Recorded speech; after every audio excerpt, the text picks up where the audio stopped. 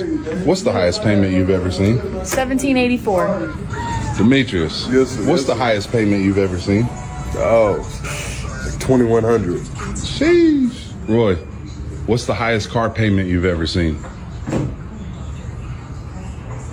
It was $1,958. Jesus. Leslie, what's the highest payment you've seen? $1,400. Hey guys, what's the highest payment y'all have ever seen? $2,435. March? 3,200. Car payments these days, they're insane. I mean, when your monthly car bill feels like a mortgage, it doesn't feel like owning a car anymore. It feels like being owed by it. I have $60,000 worth of car debt, with about $30,000 of that being in negative equity. And let me tell you how the dealership scammed me, because I bought my car by myself back in 2022 and I got scammed, and I don't want y'all to get scammed. So let's talk about it. I went in spring of 2022 to buy my Jeep. I wanted the Jeep Wrangler, which is the hybrid car, part gas, part electric. And anyways, during that time, they didn't have a lot of stock because of COVID. And so basically they were going to order my Jeep, and it would come within 3 months. Well, the dealership guy told me that they could put me in a Jeep off the lot for 3 months with no loan payment, and then they would roll the loan over to the new Jeep when it came in. I was like, oh, that sounds great. So I signed it. I didn't have any payments. My Jeep came in the mail.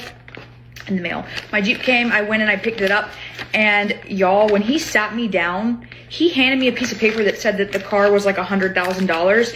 And when I tell you, I about had a fit, because when I had originally went in, the finance guy told me that my monthly payment was going to be like $600.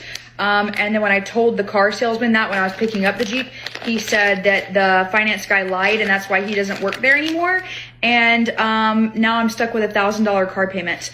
And the reason why I have negative equity is because somehow, and I still don't know how he did it. I worked with a lemon law attorney, and I still don't know how he did it. But basically, when he rolled the first loan into the second one, he somehow kept it higher. I don't understand how negative equity works. I honestly don't. So if you ask me questions about that, I probably can't help. But basically, if I were to sell my Jeep today, I'd be lucky if I got like 35,000 on it, and I still owe 59,000. I never wanted to make this post, but here I am because I'm actually embarrassed. So I've been seeing people posting about their car payments. I mean, we live in tough times, so I feel like an idiot.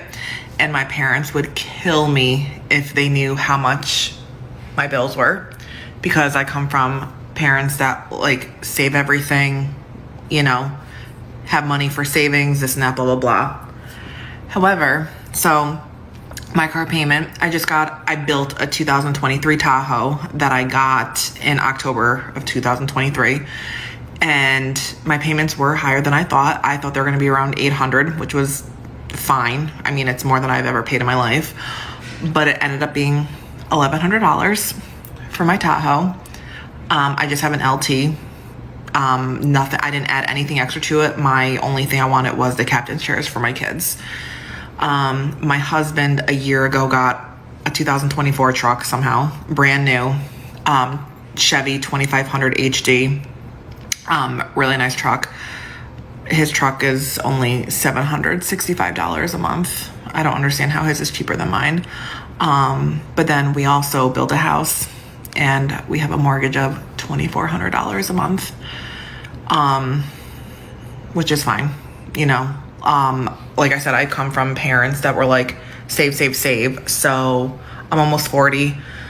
I've always had that mindset of stressed over money, save, save, save. But then once we got into our house, I lived with my parents for 3 years, rent-free, bill-free, just paid for my cheaper cars that I had at the time.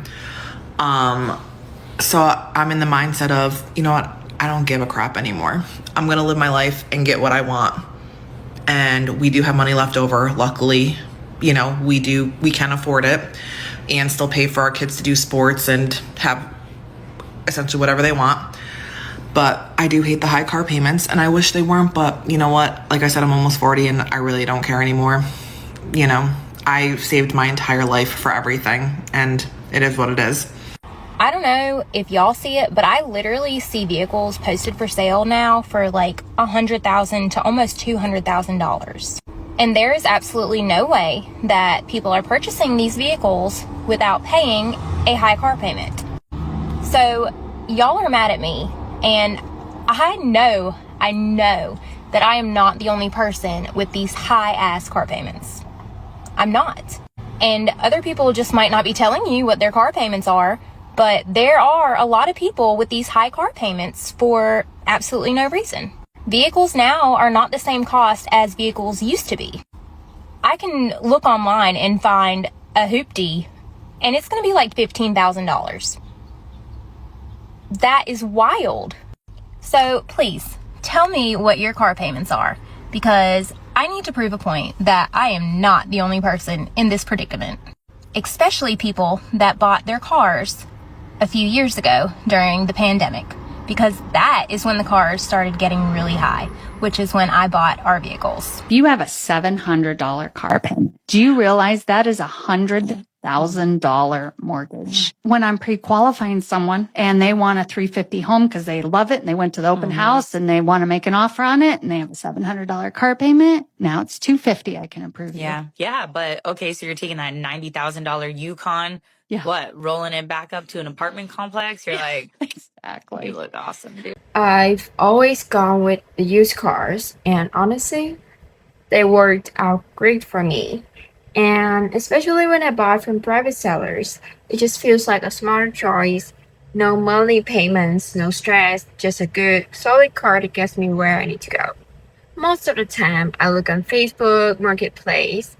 There's a mix of dealers and private sellers, but I always lean towards private ones because they are usually more open to me, and if they got nothing to hide, they don't mind if I bring a mechanic or take a car to shop, check it out. That kind of honesty goes a long way. And what I love the most is not being in debt. I pay in full, I own the car, and I don't have to worry about the car note hanging over my head every month. I get it. Some people love brand new cars, but the truth is, the moment you try it off the lot, it loses thousands in value. And at the end of the day, a car is just supposed to take you from point A to point B. Don't need to go broke trying to impress people. That is the approach I stick with. How about you? Have you had good luck with used car? Do you prefer buying from dealers or private sellers like I do? Let me know in the comment section below. And as I really love to hear your thoughts. And if this video was helpful to you, so can you just give me something?